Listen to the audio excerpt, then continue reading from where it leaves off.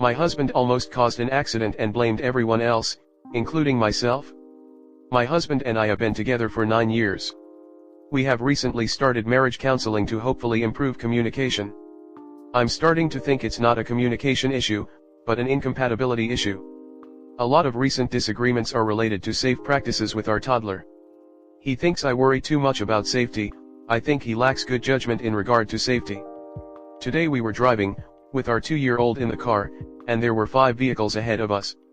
The front 2 were large tractors with slow-moving vehicle signs on the back of them. My husband was getting gradually irritated because they were going 25 miles per hour in a 45 miles per hour and the 3 cars in front of us were not passing them. It was a solid double line. I told him that while it's annoying to go this slow, just be patient and do not pass as there are too many cars we would need to quickly overcome. His irritation level increases and he slightly crosses over the double line to see if it's safe to pass. I then yell, "Do not pass." This escalates the situation. He tells me the tractors, are assholes for not pulling over and the cars behind them are assholes for also not passing. At this point I'm practically begging him to relax and please do not pass, it's not worth it, it's a solid double line, we have the baby with us, etc. Basically trying to rationalize in any way possible. What does he do? Crosses over the double lines, slams on the accelerator, and attempts to pass 5 vehicles in one go. I can see there is oncoming traffic further ahead, but there is also a slight hill so I cannot see past that. Suddenly another vehicle comes over the hill and my husband has to slam on the brakes and wedge between the 2 tractors to avoid a head-on collision. Horns were blaring and everyone flipped us off. I was so pissed but remained quiet while he blamed literally everyone else but himself for almost causing an accident. He even blamed me for not trusting his judgment, which in turn caused him to not trust his God, because if he had then apparently everything would have worked out. I eventually spoke up and called him a terrible driver and claimed the reason he was actually upset is because he was embarrassed. He vehemently denied that accusation. I recognize that wasn't a helpful comment and I should have just remained quiet. I'm starting to think our situation cannot be improved and I need to decide if I can accept this behavior for the rest of my life. I don't even know if this is something counseling can solve. I feel so unheard and just overall really frustrated and hopeless. Comment. He put your child's life and safety at risk, not to mention yours and everyone else on that road, over what amounts to a minor inconvenience. If he can't even see that, then I don't know what more you can do. Even teenage boys would benefit from reading the book before they solidify their personality and they don't become abusers and can self-reflect on where their toxic thoughts come from. It won't help all teenage boys to reflect, but some might recognize their father in the examples of the book, and decide not to become their father when they start dating. I think the book actually recommends not showing it to men so they don't learn new tactics. I think teenage boys are different, at least hopefully. I also know some wonderful men who would not take that information in that way. I also recognize that DV happens outside of male-on-female heterosexual relationships. Just sharing the author's perspective. Sounds to me like he is putting on an act in therapy to make you seem concerned over nothing. My mother used to do that all the time when she didn't get her way. Of course her chosen target, once my sister and I were removed from her custody, was my paternal grandmother who had been asked by my father to come try to figure out what was wrong in his house. Without being attacked? Bish, he almost killed your kid. F him attacking you. I'd take my kid and go stay somewhere else for a bit. Sure, couples therapy is great, but he's gonna do it again, and especially when you are not in the car. He's gonna kill your kid. I get it. I feel your rage and I'm sorry for your loss. Something in the way she wrote and her responses give me the impression that she's being severely emotionally abused and manipulated but isn't quite ready to see that. If that makes sense.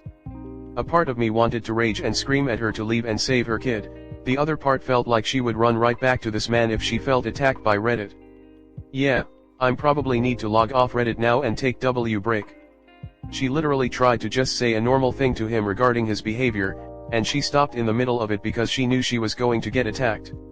He's been emotionally abusing her since they first started dating, which by the way she was 23 and he was 32, I'm guessing she was right out of college and he swooped in. Probably the greatest guy ever until the mask began slipping. Unfortunately, if she does this she will be slapped with parental alienation accusations. He will get primary residential custody if she grabs the kid and runs. If she brings up any abusive or negligent behaviors of his, she will be labeled high conflict and have her parenting rights/time reduced. Providing proof of physical abuse to the court statistically increases male abusers' custodial time. Sadly, staying with men like this is often the best way to shield their children from them. Otherwise the child will have to spend days/weeks alone with these men unsupervised and without any other target for their anger. Right? He's lucky she only said he embarrassed himself. You have clearly been verbally abused by this man to a big degree if you're reflecting on what happened and your takeaway was that this comment was unhelpful. That was such a tiny thing to say. He almost killed you all because of how important he feels compared to everyone on the earth. He apparently has brainwashed you to believe that too. I absolutely hate the way women dance around "oh I don't want him to feel bad, attacked, put down, embarrassed, ashamed, incompetent etc. I'm sorry, but they fucking should. If I do some stupid behavior where any rational person would feel any of those emotions, then yeah I should fucking sit in that and work out how it happened and how to not let it happen again? That's how consequences work? Why are we busting our guts trying to save men from feeling the consequences of their actions? Next story 2. Wife asked me for a divorce/separation last night. How do I move forward? We have 2 boys, 1 and 6 years old. I work 40 hours a week at a government job making $60K/year. She works part-time, 20%, making $20K/year, and watches the baby.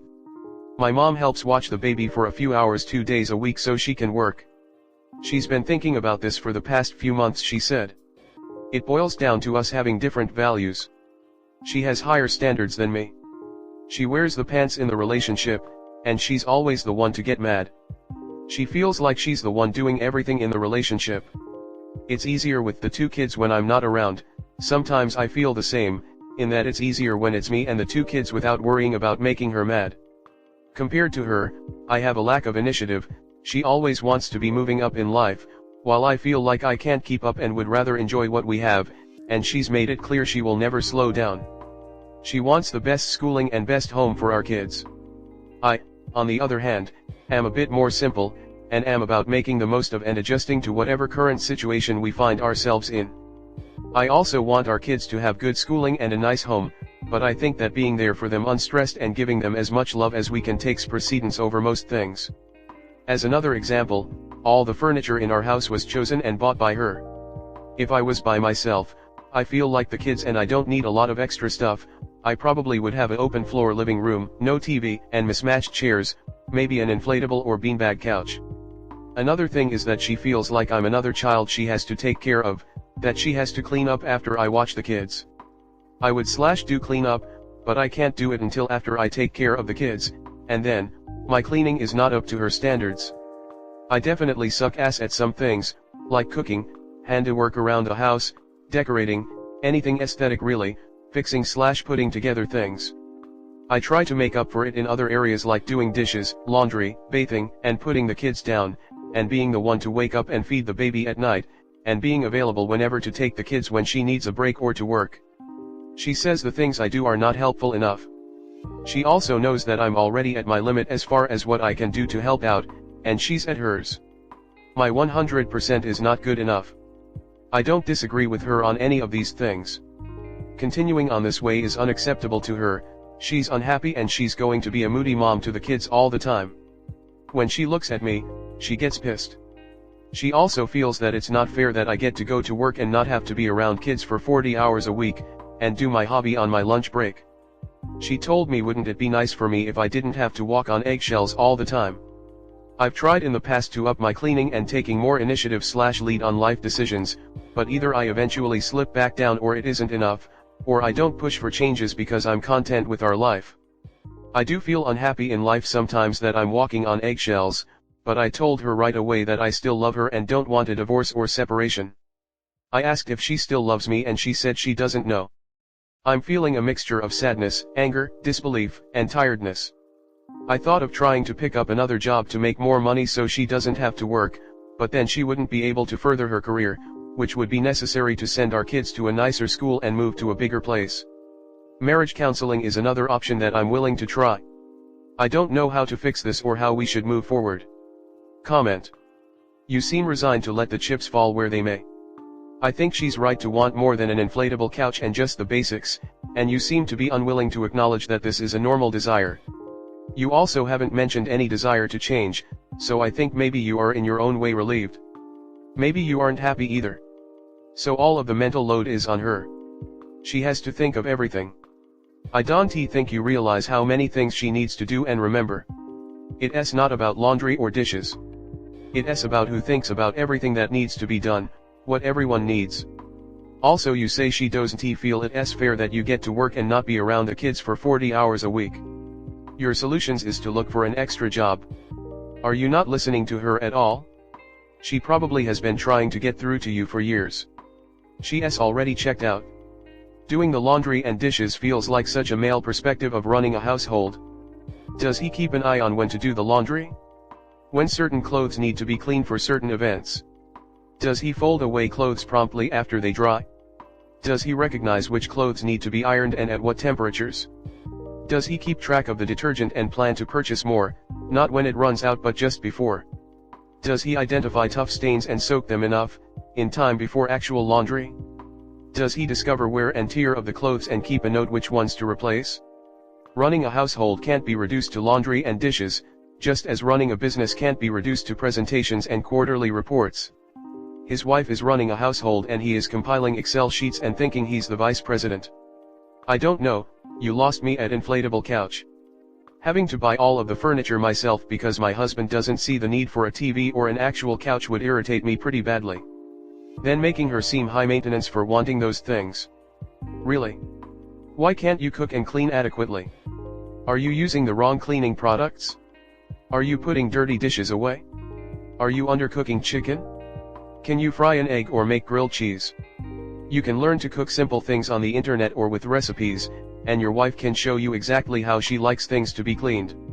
I dated a guy like this before. Totally helpless. Anytime he tried to do the laundry or the grocery shopping or make dinner, it was a disaster. Don't be good at a job you don't want, right? I did absolutely everything. It was infuriating. I felt like his mom also. I also dated a guy like that. He was totally helpless. He couldn't even do simple things like figure out how to unscrew a tire valve cap to help me put air in the tires. Didn't know how to clean. I had to buy him new pillows because he somehow couldn't smell that his pillows were rancid. He cooked for me once and the pork was somehow both badly burned and totally raw in the middle. Other than that, he lived on frozen meals.